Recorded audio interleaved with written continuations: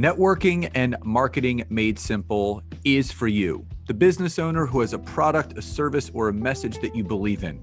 My name is Scott Aaron, and each week we'll take a behind-the-scenes look into the real-world marketing and networking tactics and strategies for getting what you have in front of you to a lot more people.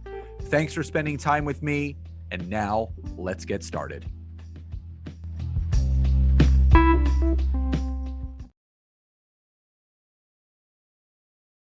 Hey, everybody. Welcome back to another podcast episode. And I have a special guest, or I guess we're each other's special guests. So someone's here with me today. Hello, it's Nancy. So we do these dual episodes sometimes when we have something that's on our hearts, but it's very value added and I would say current with both of our listening bases, whether you listen to the Entrepreneur Rescue Mission or Networking and Marketing Made Simple. We both have very highly engaged audiences of entrepreneurs. And what we're going to be talking about today are the phases of entrepreneurship, because there's a lot of people that feel like they're alone in their journeys, that they're the only ones struggling. They're the only ones that aren't having things work. They're the only ones that aren't succeeding right now. And there are absolutely ebbs and flows of the phases and stages of entrepreneurship. And we want you just to realize after listening to this episode that you're, number one, not alone, and number two, exactly where you need to be at this exact time. So Nancy, let's dive into the phases of entrepreneurship. Yes. All right. Well, there's going to be 3 phases that we're going to talk about today. And for everyone listening, I can't tell you how often, right, I bring this up to the entrepreneurs and the people that I work with, because a lot of people start to feel like, they're stuck in a rut, or they feel like, oh my gosh, this is so uncomfortable, or they're going through, like Scott said, right, the ebbs and the flows of the natural process that happens when we grow a business. And so I refer to these phases very often. So what we're going to do today, right, we're going to start with the first phase, which is the startup stage. And we're going to talk through a couple characteristics of that stage, some common hurdles, and obviously some milestones, right? We want to give you guys some goalposts, some things to really strive to achieve so that you can break into the next stage, right? And the new challenges that come with the next stage. So the first stage, which we call the startup stage, is kind of a beautiful stage, right? It's that stage where you get really excited. You're all ready to start your business. You're kind of stepping into the unknown. You're super inspired, right? You're fired up because you've got this amazing idea. And the focus is really getting that business out there into the world and getting the foundations kind of built so that you can actually press play, right?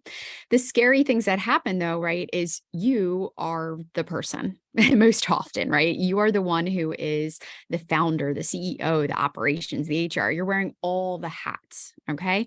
So one of the challenges in this stages that I often see is that people get very overwhelmed at the learning curve and at all the things that they have to learn to be successful in their business, okay? We hear all the time where people are like, oh my gosh, I just feel like I need to hire 10 team members right at the gate, and I need to do this before they're making any money.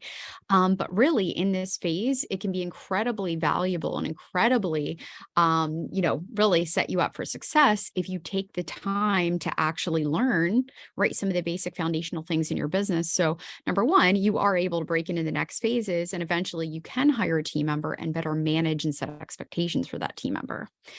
So this is a huge, huge stage. And of course, the one thing that we also see very often, not just, with the overwhelm and the learning curve, is the lack of clarity. Okay. All the time, right? We hear things like, oh, I'm not really sure how to communicate what it is that I do, or I'm not really sure about my messaging, or I want to start 5 things all at once, right? Scott, we hear that all the time where I'm a multi-passionate entrepreneur. I want to start 10 different businesses, and I also want to help everybody, right? So in this stage, you really have to realize that, shiny object syndrome, right? Looking all around and wanting all the things, and really, getting distracted by all kinds of different opportunities, or even, making connections with people and getting fired up and losing sight on your goal is super incredibly common. Okay. And because we are entrepreneurs, right? Humans in general are creative. I say it all the time. We're creative beings, but entrepreneurs are like on a whole nother level, right? Our brains are working differently. We're thinking things, sometimes we go a mile a minute. We're problem solvers. And we do have a lot of potential. But during this phase, I want you guys to think about staying focused. Okay. When that little, idea takes flight and you want to like do 5 different things, reel it in. Okay. Whatever you got to do. I mean, I have a little post-it note, sometimes that I keep on my computer. Stay focused, right? Stay on track, work towards your goals, and make sure that you walk through what we call the valley of focus, right? It's like stay in your lane. Okay. Yeah, it's one of those things where when you're in the beginning stages of any entrepreneurial endeavor, whether you're launching a course or you're starting a coaching program, the natural progression is to unmarry the monotony, because in the very beginning it's a lot of repetition. It's a lot of the same things day in, day out, whether it's posting your content or talking about similar content buckets or themes. And the natural thing is, as human beings, we want to get back to that feeling of being excited when we first started this endeavor. So it's like, okay, let me try to launch something else, or let me try a different strategy, or let me try, a different method to whatever I'm doing. And to Nancy's point, the valley of focus is such an important place to be. And we're still there, because there are a lot of times where we want to divert our attention to other things, whether it's creating another course or launching a new workshop or launching a new program. And we have to actually slow our own rolls and say, no, we have 4 big things going on that we consistently throw kindling on that fire to keep those things burning bright. And we then kind of have to take a step back and say, okay, these things are still a focus, they're still a necessity, and we're not ready for the next phase yet. So this valley of focus that happens in phase number 1, it will reappear in multiple phases in entrepreneurship. It won't just be visible in phase 1, phase 2, phase 3. It's always going to be there, because no matter how much you grow in scale, when you get to that next phase or that next level, it's still going to require the same focus as the phase prior or the phase after. So really acknowledging that you do have to marry the monotony of what you're doing with your business, no matter what that business looks like, whether it's a coaching or a service or a program or a course. And it's literally staying in that valley of focus, blocking out all the things that would divert your energy and attention somewhere else, and remember why you started what you're doing in the first place. Absolutely. So some characteristics of this startup stage, right? So I want you guys to kind of think as you're listening to this episode where you might fall a little bit more into. So at this stage, your revenue is usually 0 to maybe 1,000. Okay. We're babies. We're working our way up.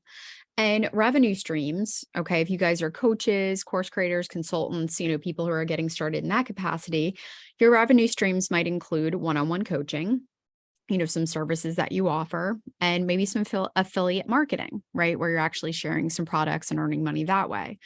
This is a time of experimentation as well. So yes, we say focus, focus, focus, but we also need to make sure that we are testing out what is working and what's not working. So at this stage, there aren't 100% guaranteed answers, right? I always have people who reach out and are like, what should I do? What should I price? Well, you need to find out, what problem you solve for people. And whenever it comes to pricing, I'm always a huge fan. I mean, I know Scott is as well, is we have to figure out our hourly rate, right? How much our billable hourly rate is, which, we have a calculator that we go through with our peeps. But that's the foundation. And then we work from there, right? Based on our availability and what we're able to offer and our experience. Now, there are many challenges, obviously, in this phase, that are going to get thrown at you. And I always tell people, if you initially, when you're starting this business, take the time to sit down and really identify, right, what the vision is you have of your business, right? You don't need to know everything, right? I know niching and, choosing an avatar and getting so specific can be very hard when you haven't worked with anyone, right? Sometimes that kind of unfolds the more you work with people. But you need to know what your big goal is, right? You need to know what the vision is of your business. Okay. So that is really like your North Star. So every time when things get all hairy and all out of the place and, all over, you at least know what your original mission was.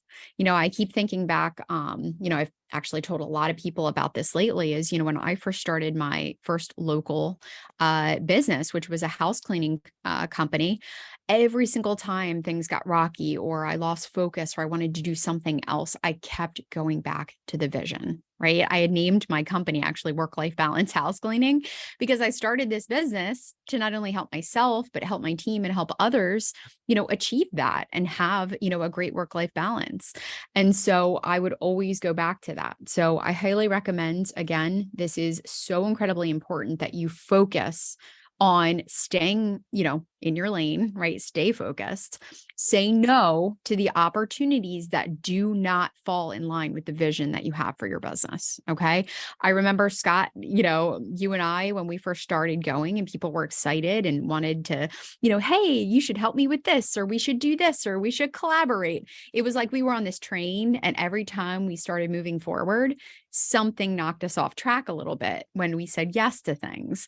And so we finally came to the conclusion is, we have got to say no, and we've got to stay focused, and we've got to keep driving this train forward. So again, very exciting phase, the startup stage, but you got to stay focused to push yourself forward. Now, again, right, there's three things that are happening, right? You're launching your business, you're forming your foundations, and you're staying focused. Your big milestone goals in this startup phase is to grow your email list. Okay. And I want to give you guys some tangible numbers. So let's say from 500 to 1,000 subscribers. You want to get consistent subscribers daily. So you got to make sure your foundations are in place so that you're able to continually grow that. And you want to now also create kind of like a tripwire or an offer where you can start to get people spending money, right? So those are three really good goals that you can start to build the more and more you work with people and as you start to grow your business. All right. Are we ready for the next stage? Let's jump into phase two. All right, phase two. So phase two is what we call the growth stage.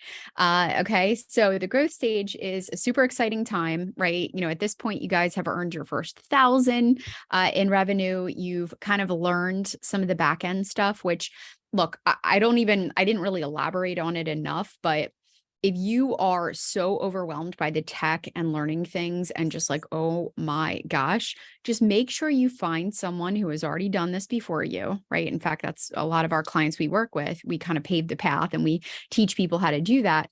Find someone who has gone before you that you can partner with and obviously can give you some good advice on the basic things that you need in your business.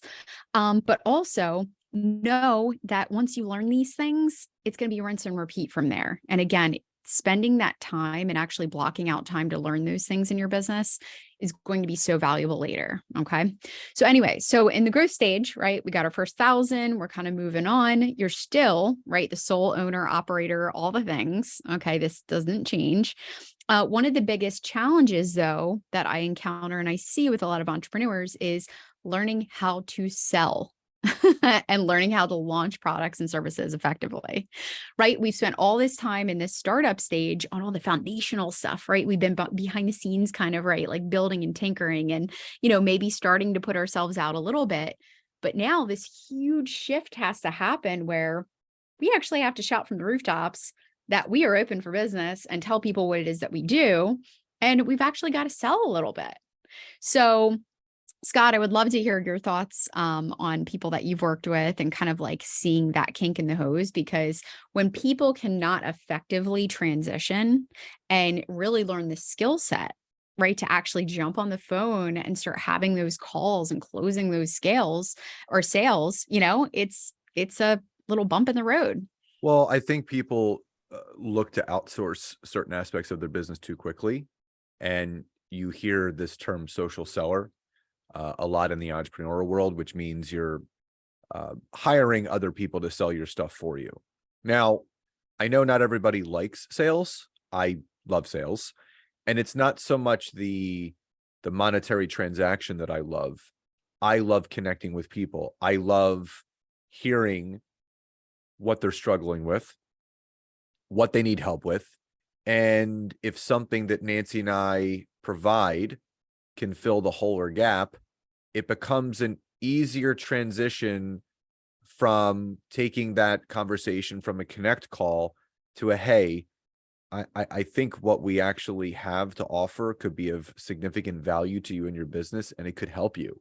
So then it starts to feel less salesy and more like I'm doing something great for this person because they have voiced to me what it is that they're struggling with, their pain points, their bottlenecks, and here's a solution for that. So there's something that Nancy and I always talk about called PSR, problem, solution, result, right? So people state the problem, you provide the solution, and then you showcase the result. So no matter what phase you're in, whether it's phase 1, 2, or 3, if you think that you are going to have to you're going to fully remove yourself from the equation, meaning, if someone's going to be buying something, and this is a trigger for Nancy and myself, because we've seen people post stuff in groups that we've been in where people have said, oh, just closed, $80,000 in revenue to my business on a $20,000 package without all through the DMs. Meaning the person was saying that they didn't get on the phone and they closed 4 people through direct messaging on Facebook or Instagram, and that person purchased a $20,000 program. I'm sorry.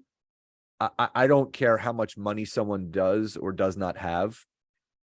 When you're looking to make any investment, especially something in the 5 figures, you better believe you should be getting on the call with the person who is providing that course or that program before you make an educated decision whether to pull the trigger or not. Because there's a lot of devious and misleading things out there. Yeah. But the idea, going back to the original part of what we wanted to talk about in phase 2, is that you get great at sales when you get great at asking questions. And I think when you are talking too much about what you're doing and what your program is without really engaging that person first and finding out about them, what they're struggling with, the saying goes, we have 2 ears and 1 mouth for a reason, right? You have to ask more and talk less. And the only reason why people consider me great at sales is because I'm great at conversing. I've had thousands and thousands of conversations at this point. So when you can get your conversation repetitions in, anything that you do in a repetitive manner, you're going to get better at it. And then it feels more comfortable. Now, I will say this. In any business that you're growing and scaling, no matter what phase you're in, when you're uncomfortable is you're comfortable, you're doing something right. And you're always stretching. You're always looking to launch a new aspect of a strategy that you have, different sales tactics. And that's why Nancy and I lean so heavily on LinkedIn, because it is the #1 place for lead generation, but also client acquisition. And because it's a networking platform, guess what? People are going to be open to hopping on a call or a Zoom and learning about one another. Now, I will say this. Anyone that goes into this phase of entrepreneurship where you think every single person is going to buy what you have to offer, you're very, very mistaken. Absolutely. What I like the 80-20 rule. 80% of the calls that you have will lead nowhere. 20% of the calls will lead somewhere. Yep. So if you're having, say, 5 calls a week, 20 calls a month. So again, 16 of those calls go absolutely nowhere. 4 of those calls go somewhere. And that could be acquiring a client, enrolling someone in your program, or establishing a power partner. So just imagine if you were having 4 qualified either sales or ally calls every single month, the law of numbers are then in your favor. Now, Nancy jokes with me all the time that whenever we're launching our group mastermind program, most people that end up getting on the phone with me end up joining our program. And it's not because I'm coaxing them into making a decision. We have a very open, pre-qualified conversation where I'm really interviewing them hard about what their specific goals are. And then I show them what we provide and what we offer and how it either is or is not a good. And I've turned people away where I've said, listen, the phase that you are in your business, it's not going to be the best monetary investment, but you need some things in place. And here's maybe another place where you can start in the meantime. And then when you have these things in place. So as you're listening to this, you as the business owner, it's you have to do your due diligence not to accept every single person into your program, into your course, into your coaching, because the best form of business growth is referrals. So when you really interview people the right way and you're having these sales calls and these discussions, and you bring the right people into your business sphere where they're going to do the work, they're going to get the result, you're going to get the referrals. So what you have to do in this phase is, instead of listening to those people that say, oh, just have a sales team do it for you, just have them, and I love this whole notion. I've been getting these messages on LinkedIn all the time called appointment setters. How would it feel if our team came in and, booked appointments for you? Listen, if you can't do those specific things for your business, in my humble and honest opinion, you shouldn't be in business. It is your job to network, to connect, to build relationship, to build the know, like, and trust with people. So even though in phase 2, you're looking to ramp up with sales acquisition and client acquisition, that phase is never going to stop. And I've seen this happen all too often, that people get to a certain level in their business and they peel themselves away from it too quickly. And they bring in this sales team, this appointment setting team, and it loses this authentic feel that it once had, because people want to be connected to you. If you ever get to a point in your business where you don't want to get on the phone with someone who wants to invest in you and your business, like, there's something wrong. I don't care how much money you are or are not making.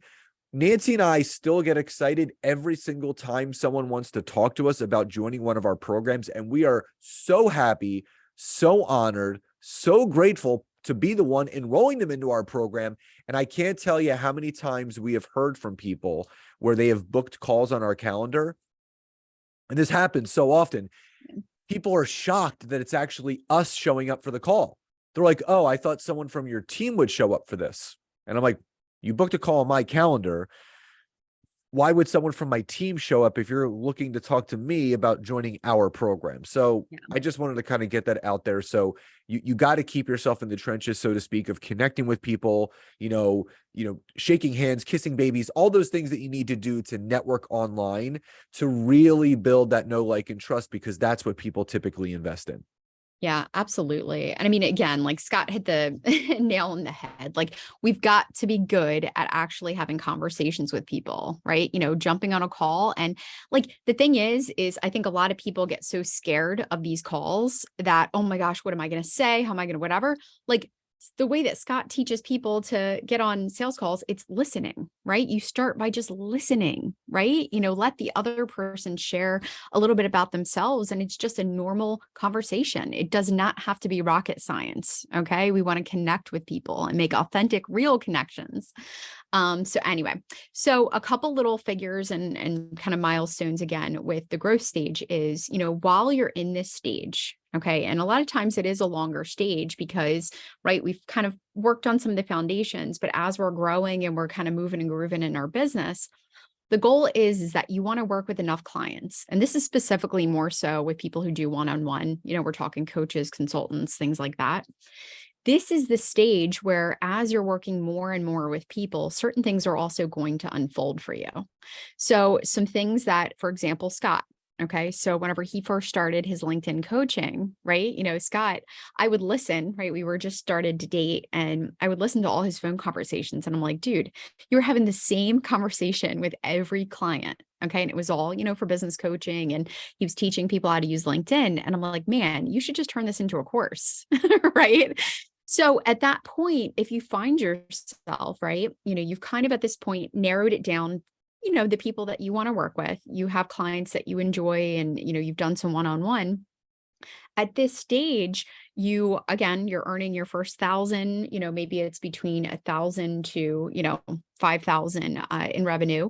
At this point, you can look to create and launch a signature course, maybe even a group like hybrid program.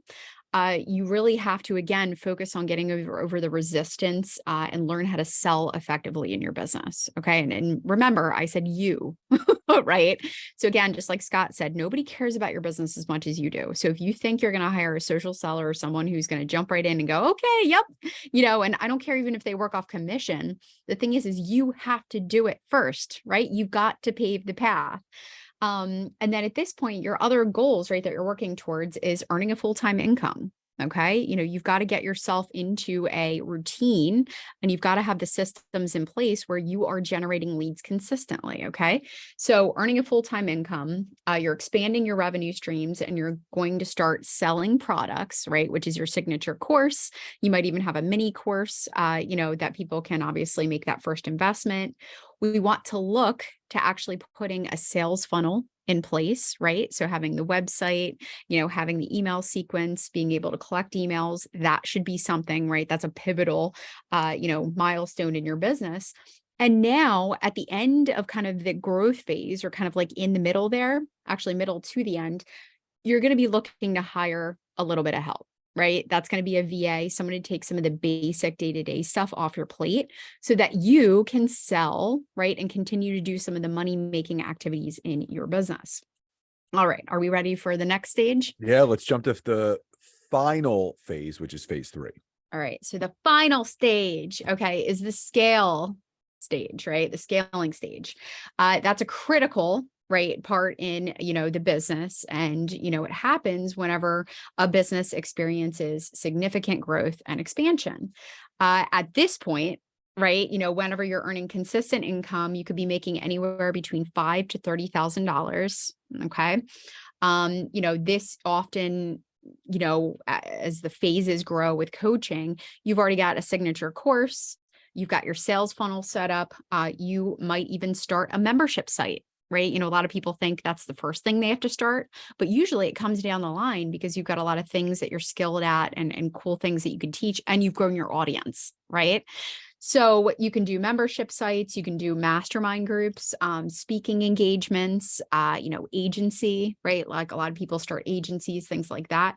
Now, the big challenge that a lot of entrepreneurs face at the scale stage, the number one thing is balancing business expenses with the need to continue to grow the business. Because what happens is right, we're moving this bus along and we're like, yes, yes, yes. Okay, money is starting to flow. And what happens is we need to start actually investing some of that money now back into the business so that we can grow to the next level. Okay. And this is what hangs people up a lot because they're like, ooh, my margins are so amazing, but really at this phase, the revenue streams have expanded. You have some expenses, but you really want to make the right investments to keep that business going forward. Okay. So you must focus on streamlining and simplifying processes.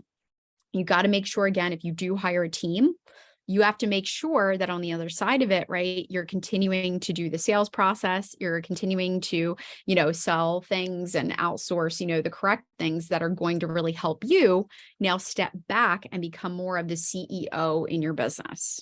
Okay. Because that's like the final phase, right? Where you're kind of delegating more. You've got some team members that are under you. Now, I love it. We're actually reading the book, Start Something That Matters with by Blake Mykowski. I think I said that right. Who's the owner and the CEO of Tom's. And he was talking about how you have to keep that mindset as you grow of staying right? Like streamlined. Because he said a lot of times people start investing crazy money and they go, oh, we're making so much money now. I'm going to like put all of that back into, growing. So it is such a challenge for people sometimes to actually step back and go, how much money should I be spending on this? And is this too much? Because I mean, we saw it. Scott and I were part of a program where we saw so many people skyrocket, build their business, get to a certain point, and then literally spend almost every penny they were bringing in on hiring a whole big team, and then only months later to have to fire that team because they weren't bringing in enough money to sustain it. Right. So we have to make smart decisions. We have to obviously know how to balance, right, the expenses with what we're bringing in. Of course, we're at the point we need some help, but let's make sure that we're hiring help for the right things. And let's make sure that we still are driving that train and that bus forward with our big vision. And we're making sure that the business as a whole is growing forward, right? You shouldn't be tired of your business. You shouldn't be sitting back at this point. You want to keep, again, continually growing it in that scale stage. Yeah. And just to let everyone know, full transparency, Nancy and I, we've had team members or a team for the last 4 years in some capacity, but it wasn't until the beginning of 2023 where we finally brought on 2 full-time people. And because, people might say, well, why did, you guys were making money. Why did you wait so long? Well, we had to switch our business model of how we were taking in our revenue. So there's 2 types of revenue in a business, not to go off, but this is going to make sense. There is reoccurring revenue, and then there's active revenue. So active revenue is if you have people paying in full for your group coaching program, or they're paying in full for a course or a program that you have, right? It's one payment in and you don't see the money ever again. And we know as quickly as that money comes in, just as quickly it goes out. Now, the reoccurring money model is having things set up on a monthly pay schedule. So if someone is joining a 6-month program that you have, or they're going to coach with you for 7 months, or they're joining a year-long program, it's monthly payments. And I used to have I still have one-on-one consulting, but I only take on maybe a person a month at this point. That's it. Yep. And the way that I broke it down was there is no pay in full option anymore. You have to pay 7 payments of XYZ once a month. So it creates a steady income flow. So it took Nancy and I about 1.5 years to switch our pay model over from pay in full, which is active income, to reoccurring revenue. Now we actually can project every single month, reoccurring wise, how much money is coming in. So we actually have a budget of what we can afford to bring on as far as team wise. And that led us to bringing on a full-time copywriter and a full-time project manager, because we needed someone to measure our KPIs. We needed someone to have that 10,000-foot view to say, this is what's working, this is what's not working. But also having a full-time copywriter, if we say, hey, we have a workshop, can you drum up some new engagement emails? Or we want to re-engage our list. So it's just one of those things where it really allows us to grow and scale the way that we want. But it took us a number of years to get here. And that's to Nancy's point. We don't want people making the mistakes that we saw so many people make, where they were running at like a 20% revenue, where they were paying out 80% and they were only taking in 20%. Nancy and I teach people how to run a small and mighty business. So we run anywhere between 65 to 75% profit margin. Like, that's incredible. And that's the thing. That's what you want, that small and mighty business. So again, no matter what phase you're in, whether it's the startup phase, the growth phase, or the scaling phase, you have to pay attention to every aspect of your business. And here's the other thing. Every year, Nancy and I go back to phase 1, meaning we reassess everything. We reassess our niche. We reassess our business avatar. We reassess our business goals. So just so everyone knows that's listening to this, just because things are moving in the right direction and you feel as if it's a well-oiled machine, you don't want to take your hands completely off of what you're doing. You should go back and reevaluate at the beginning or the end of the next year, just as if you were starting from ground zero again, because there are some things that may not be working that you want to improve upon. And that's the thing. Nancy and I always look for bottlenecks in our business. Yeah. We always look for things that are working well, and we continue to throw gasoline on those. And then we also look for things that aren't working well, and what can we do to improve them? So again, the point of today's podcast episode is to help give all of you advice, whether you have an idea that you want to put out into the world. So you're pre-phase one, or maybe you're in phase one right now and you're not really sure what to do. Or maybe you're in phase two and you want to create that stable income that's coming in. Or maybe you're in phase three and you're really ready to grow and scale, but you're not really sure what should be outsourced. When do I bring a team member on? What kind of team member do I need to bring on? Yeah. And that's what we wanted to help clarify with all of you guys today. Yeah, absolutely. And it's like, the one thing that we always set out to do is, we know, and we've been tossed around in the dryer of, entrepreneurship, and we've gone through, our bumps and bruises. We've made, great hiring decisions. We've made terrible hiring decisions. We've lost a lot of money. We've made a lot of money, so, we've been through a lot. And I think it's just important, again, because, there's only so many things you can type into like Google, and there's only so many things that you can, type into ChatGPT and get answers for. But there are so many missing pieces that I think a lot of people aren't talking about, whenever it comes to behind the scenes of entrepreneurship. And that's what we really set out to do, even in the courses that we've created and the programs that we put together, with our foundations program, which we're actually launching this year officially, right? We kind of did a beta last year. And then, some of the other things that we're putting in place, because these are the things that we always wish that we had. And we just feel like a lot of people are missing some of this tangible, really realness whenever it comes to growing your business. So definitely want you guys to check out, a couple things that we have coming around the corner. We actually have a brand new website that we created. It is for our workshops. So you can find it. We're going to put it in the description of this podcast, but it's thetimetogrowth.com/workshops. So Scott and I do workshops almost every month. Right. We focus on different things that are going on with our audience. Sometimes we'll switch it up a little bit with what we had originally planned. And coming down the pike, we've got one that we're going to be doing around, sales and lead gen. We've got one about getting organized in your business. So a lot of the foundational kind of systems that we're talking about. We obviously do our amateur to expert on LinkedIn. We'll probably do that again this year. And then we've also got a really cool content creation one. So if you guys want to sign up, you want to be notified for when those workshops are, we would love you to be a part of it. We always have a great time. I'm telling you what, the feedback that we have received from all of these workshops has just been wonderful. We pour a lot of love and we have a lot of fun during those workshops. So we definitely want you guys to be a part of it and join us. So again, you can check out on that website and you can sign up to receive notifications to get little reminders when we are coming up with our next workshop. Yep. So just as Nancy said, it's thetimetogrowth.com/workshops. And there's also a feedback form on there because we always want to hear from all of you.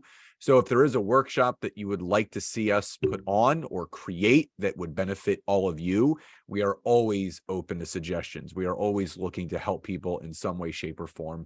So again, we hope you enjoyed today's episode. As always, please like, love, support our podcast, subscribe, leave us a rating and review, and we look forward to talking to you next time. Have a great day, and we'll talk to you soon. Bye-bye.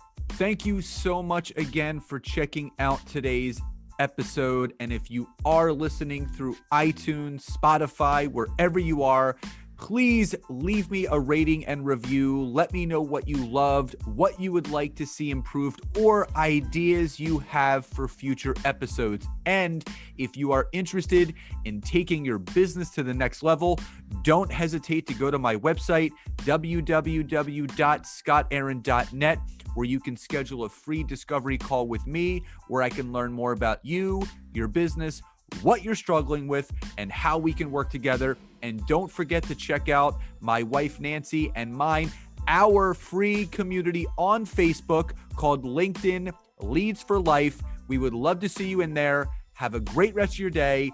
And thank you everyone for your support. Grateful for each and every one of you.